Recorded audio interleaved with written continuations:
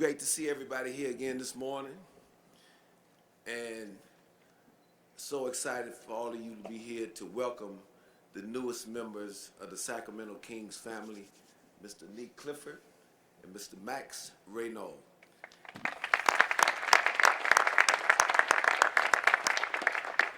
I first want to recognize the families for each of these fine gentlemen.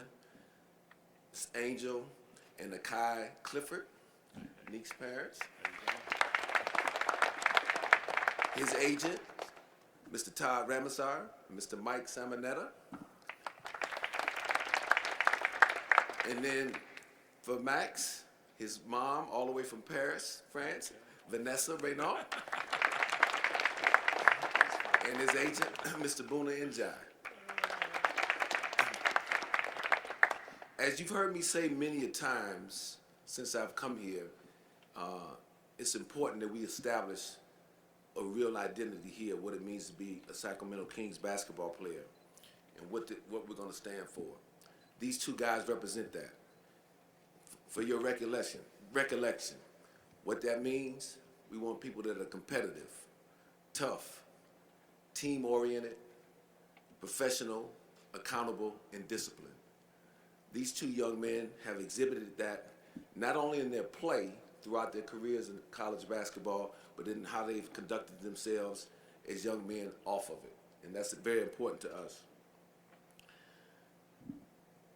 Nique is a very talented and versatile basketball player. That's what attracted us to him.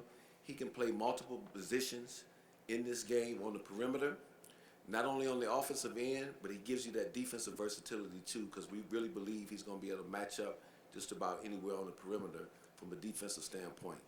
He has improved each year that he's been in college basketball, and as I mentioned to you a week ago, that is an important trait that we look for when we're evaluating talent coming out of the collegiate ranks. Max possesses a very unique combination of size, skill, and ability that really mirrors a lot of the big players in today's game of basketball. He's a double-double machine there at Stanford. We think he has a lot of growth and development in front of him and can be very helpful. These two young men, we feel, are good pieces to help us move forward and establish a very solid foundation. I am real excited to watch them play starting this summer in Las Vegas, where they make their introduction to Kings Nation. But really excited to have them both here. And with that being said, I'm going to pass it over to the guy who's going to be tasked with coaching them, and that's Mr. Doug Christie. For me, pretty simple. First of all, to the family's welcome. We appreciate you, and to our Sacramento Kings family. I think that you are going to absolutely love the city, and your young men are in good hands. For them, both of them exhibit everything that Scott has talked about, which for me is like, you know, Scott could have came and said a lot of different things and then went and drafted somebody that didn't match that. So that is, he crushed that, because for us, it means so much more to make sure that these guys exhibit everything that Kings basketball is about. And that from the jump, getting to sit down with them, go to dinner with them the other night. Where did we go? Waterboy. Exactly. Yeah, very good, by the way. Exactly. Yes. And I found out that they both like spaghetti. Yes, large amounts of spaghetti. Exactly. Yes. But it was really good to sit with them and vibe and get to know them on a deeper level, because that's, for me, what a lot of, in my opinion, coaching is about, is to understand them in a way. Like the X's and O's are one thing, but to love them and appreciate them on a different level is really what we're about here. So I say to them, welcome, your talent. You know, we're going to develop you. We're going to push you hard. I know that both of you guys are going to succeed in vast ways in the NBA because of what you possess, but even more than that, the people that you are. Yeah. So with that, that's on you, big man.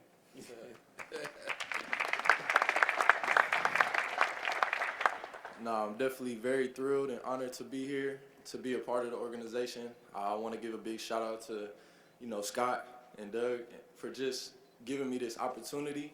I'm super thankful and blessed to be a part of the organization and what they're trying to build. I can't be more ecstatic to be a part of something that I feel like I've worked my whole life to be a part of. And so super excited for the opportunity and just to get to work with these guys, Maxine, and just a bunch of great teammates. So we'll get to work here soon, but excited to be here and thankful for all of y'all's support as well, welcoming me to Sacramento.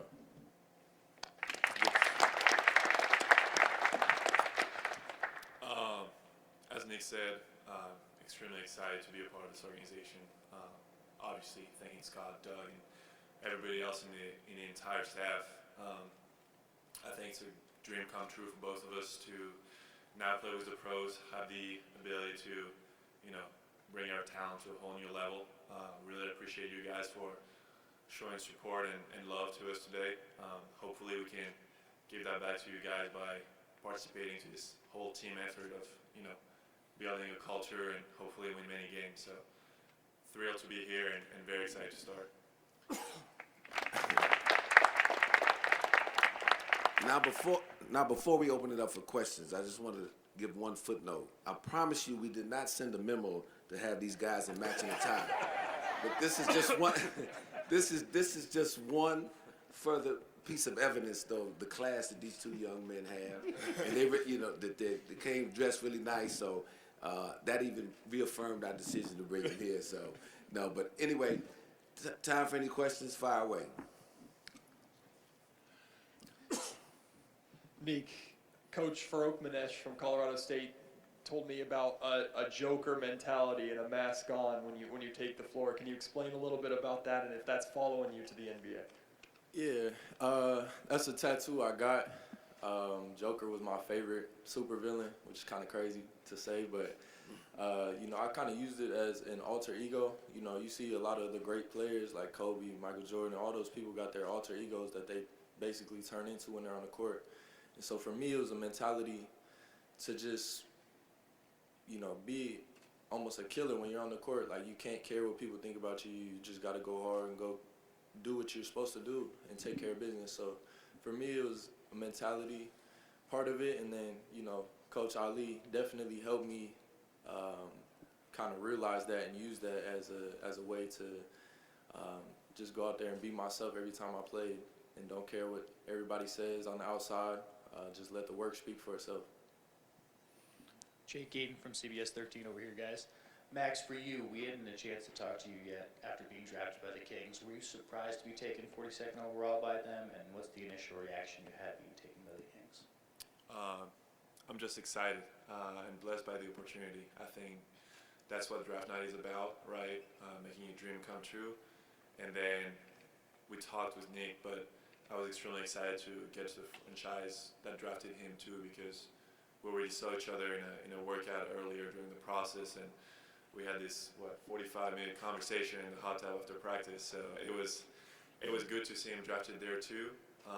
It's close to what's home for me here, Stanford, and obviously Scott has a massive resume. Former player here as well, so I think we're in good hands. It's just nothing but positive.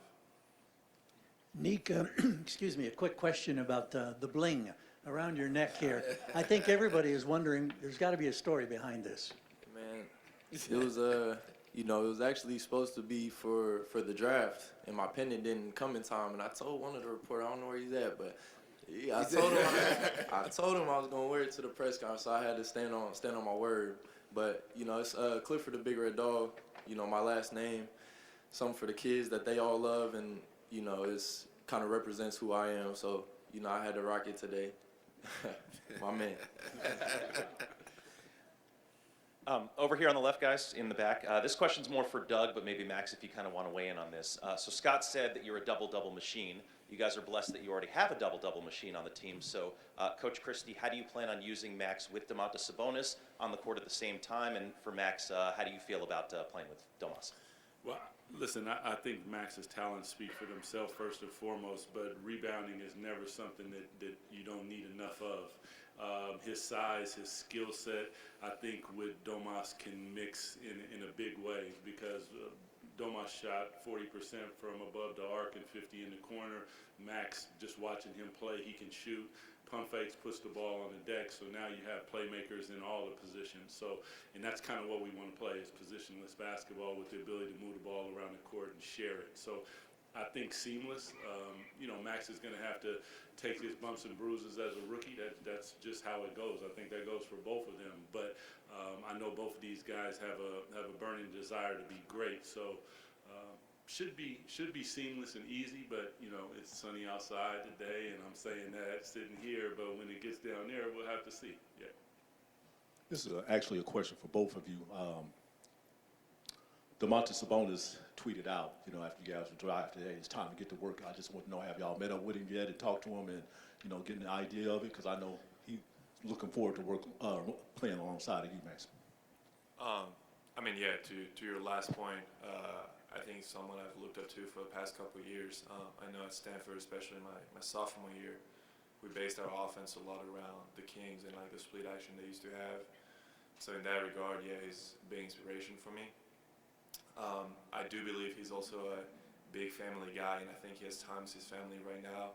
We're still rookies trying to settle down here in the city. But to your point, we started working already. I mean, I've been here for a couple of days. Nique just got cleared as well, so it's just time for us to go to work. And we have the summer league coming up, and then preseason is coming really fast as well. So we'll have plenty of time during season to work out with him. Nique, I haven't got the chance to meet him either. Super excited and looking forward to playing with a guy like that, so unselfish, true winner, and just plays basketball the right way. So I'm very, very excited and looking forward to getting to meet him and getting to build that chemistry with him. Nique, obviously the long-term goal is for you to be the best all-around player you could be. But where do you see yourself making the biggest impact as a rookie? Honestly, it's just finding my way, finding any way to impact the game, whether that's defense, rebounding, knocking down shots when I get them, and just trying to be impactful every time I step on the court. And whatever my role is, whatever, coach sees me as and throws me into, I feel like I can go do it at a high level. And, I just want to contribute to winning. That's my ultimate goal. So whatever that looks like, just got to approach every single day as an opportunity to get better and just learn from all the knowledge and guys I have around me. Question for Maxine. What does it mean for you to be drafted so close to Stanford State in Northern California, and how might being so close maybe easier transition into the NBA? Well, I was gonna make it easier to move my stuff. That's for sure. But 2 years ago, I mean, as you may know, like in college, we have maybe 2 days, like 48 hours for Christmas. Go back to your families and stuff like that. I don't necessarily have the opportunity to go back to Paris just because of the travel, right? So 2 years ago, Issa Silva, who was one of my teammates, who's from Sacramento, hosted me there for Christmas, and we had the chance to go watch one of the Kings games. So being drafted here 2 years later made kind of full circle. Still extremely grateful for his family and for the new family that we're having here. So it means the world to me. I think it's going to make the transition a little bit easier, and hopefully we can win some more wins to California for sure. Hi, Scott. Question for you, if you don't mind, Jason, here in the middle. There is. You got a lot of credit for the kind of the value that you seem to have found in these guys in the draft. Nique being projected a little bit higher, and Max also being projected a little bit higher. How good do you feel about the value, and how important is that in drafting to be able to kind of find guys like this? No, I'm extremely excited about it. Feel really good. Anytime you can go into the draft and come out with two guys where we ended up selecting that you had graded a lot higher, I think that's a great thing. And my years of experience in the NBA, I've seen that pay off a lot. I've been a part of that being paid off before, and I'd be remiss if I didn't really give a lot of credit though to my staff, the entire front office staff. From my assistant general manager B.J. Armstrong to Phil Jabor, Paul Johnson, Tom Perry, Mark Toyota, you name them all, Zach and Marshall, all the analytics guys, Gabe, and Alvin Gentry, they were all a big help to me. Penny and Sam, where's Penny and Sam? The process, you need a village to really help you pull something like that off too, because you take a lot of input, and especially for me coming back into the game after being in you guys' seats a little bit, I mean, being at ESPN, I wasn't out as much coming into this job, so they really all were very helpful into making that happen. So excited about it. Doug, over here. Question for you. You talked about summer league. Any chance you have an idea who will be coaching summer league for you, and then as well, anybody on the current roster that will be competing as well? The roster will be out maybe tomorrow, but Depeche Mystery is going to be the head coach of Summer League, and as you've heard, these two guys will be on Summer League as well. Just to echo Scott's sentiments, though, what those guys did was in the front office was magnificent, because Scott's toted me around to some places and showed me some things that I have a new respect and understanding for what goes on in there. So I say to them as well done, you guys. Yeah. Nique, Scott mentioned, after you were drafted, you handled the ball a lot, in those three positions. How do you feel comfortable about playing the point guard position, and have you played it over the course of your career? Yeah, I mean, I grew up playing point guard, so I'm comfortable in that position. But for me, the trajectory of my career, I've been able to play 1 through 3, and so I feel like I could play any of those positions. And like I said earlier, whatever I'm thrown into, I feel like I'm capable of going and doing. But just excited for the opportunity to learn from even guys coming in like Dennis Schroeder, and different teammates that I'm gonna have. I'm gonna be able to learn from those guys and get more comfortable in every position. But yeah, I'm comfortable playing, I'd say 1 through 3. Over here on the left, Jeremiah Solomon. For both of you guys, Kings fans obviously have a reputation around the NBA of being some of the loudest, most raucous fans in the league. Obviously, there's the Keegan Murray chant, things like that. Do you guys expect anything of that to kind of develop around you guys? Maybe something with Clifford, or what are you looking forward to most with the fans and just your NBA experience here in Sacramento? I mean, for me, I'd say I'm excited to light that beam. I'm definitely excited for that. But as well as that, I've heard so many great things about the fan base and just how they show you love, and I've already experienced it being here for 2 days. And just the love they show, the support, I'm just super excited to be a part of that and be a part of the community, honestly, getting to know everybody, all the people that come and support us. I want to get to know them and show that love right back to them. Hi, Doug. During the draft, Nique was kind of compared to you and your playing style. When you watch, I'm just curious if when you watch him in film and whatnot, does it remind you of yourself a bit?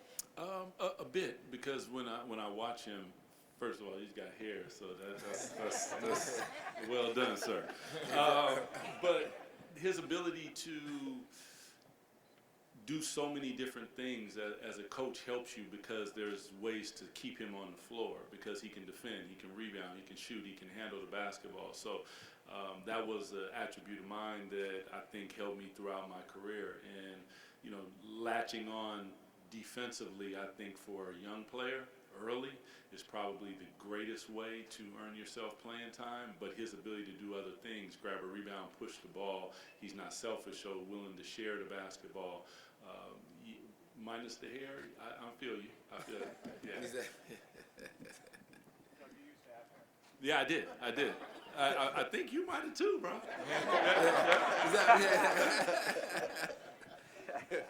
To Brendan and Sacramento Sports right here, guys. What's going on? Congratulations. To Nique and Maxine, just what's sort of this moment like for you guys? How much were you eyeing the NBA, throughout your collegiate career and making it to this moment? Just, you're sitting here at your NBA introductory press conference. What's this like for you? I think as any competitor, you want to compete at the highest level. So I'm pretty sure that's something both of us been aiming and having as a goal for the past many years. Also, that's something that you dream about when you're a kid. I mean, when we went to dinner the other day, we have a 3-time NBA champion over there. We have people that play with his favorite player, Kobe Bryant. We've had people that coached him, et cetera, et cetera. So hearing about these stories make it even more real and make it even more excited for you to be here now. So I think it was a goal of ours. I'm glad we get there, but once again, it's not the finish line. This is just the start. This is where you have to double down your work. You have to listen even more. You have to adapt, and I think we're both willing to do that. Yeah, I would agree to this point. You know, it's a dream. It still doesn't even feel real that I'm sitting here right now, but, you know, we've worked our whole lives for this moment. And so, like you said, it's just the beginning. But, you know, there's so much more work to be done. But, you know, you got to take it all in and be extremely grateful for, you know, the position we're sitting in, because it's probably 0.001% of people in the world that get to do this. So just being grateful for that opportunity, and then, you know, just getting back to the drawing board and trying to get better. So, yeah. Doug, question for you, and Scott, if you want to jump in as well. These are two rookies that took their time developing at the college level before coming into the NBA. What kind of advantages does that present for you to get these guys that are potentially more NBA ready physically, mentally, whatever? Yeah, I think there's a lot of benefit in that. I know it's young, all these different things, but for me, like, just talking to them, you can hear the maturity in their answers. You can hear they don't just answer, they think about what they're saying. Not to mention with NIL and a lot of different things, probably financial literacy, they're probably farther along. There are a lot of aspects that I think when you look at these guys are going to be beneficial to them. But one is just understanding, like listening to them, it just makes me smile because you can hear that they get it. So, and they're willing to, you slide across the work in front of them, because everybody says they want to be great until you slide the work across, and then they go, but these guys aren't doing that. He's been in the gym, I don't know how many times. I see him like a lot. So that's a good thing.